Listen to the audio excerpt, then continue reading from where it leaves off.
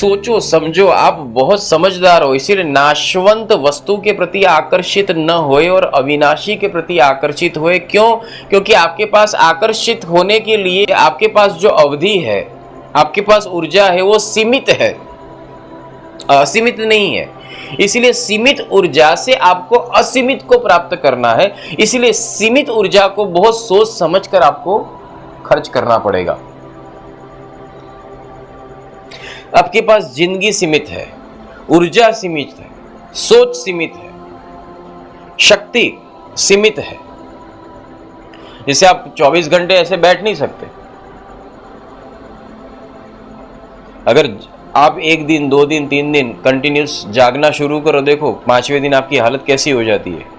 आप लोथपोथ हो जाते हो, उठ भी नहीं पाओगे, अशक्त हो जाओगे। क्यों? मर्यादा है।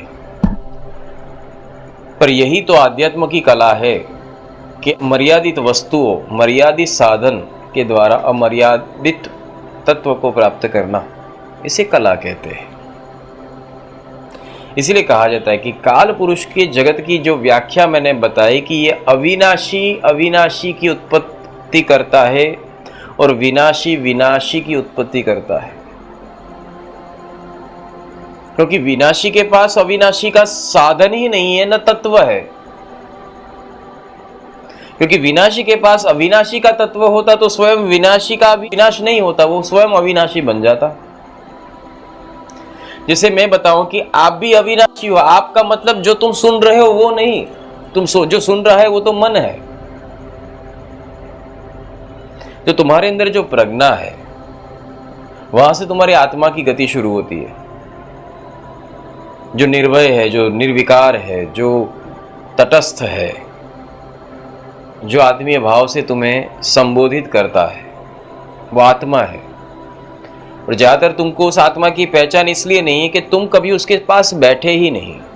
तुम जब भी अकेले में बैठे हो, मन के पास बैठे हो। अकेले में जब भी बैठो, कभी भी मन के पास मत बैठना। मन के पास मतलब विचार में।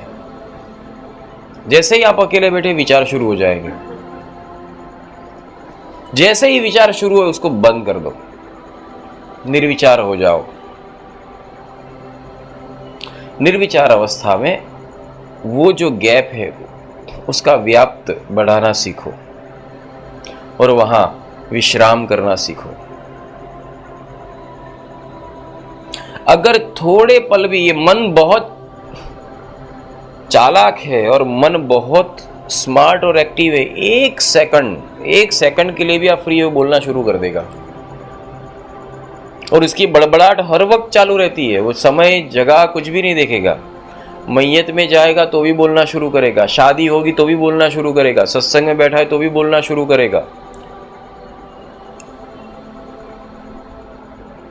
मन जो है वो अविवेकी है, वो कहाँ भी कुछ भी कैसे भी बोल सकता है और कुछ भी सोच सकता है, XYZ।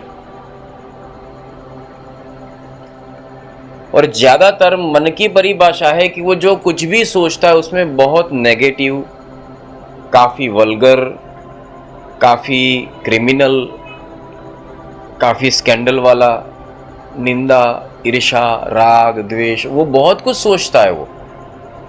तो समझ लिया जाए ये काल पुरुष का प्रागट्य हुआ। जैसे कथा वार्ता में मालूम है भगवान का प्रागट्य होता है तो बेल बजाया जाता है, आपको अंदर बेल बजाने का कि भाई ये इसका प्रागट्य हुआ, सावधान।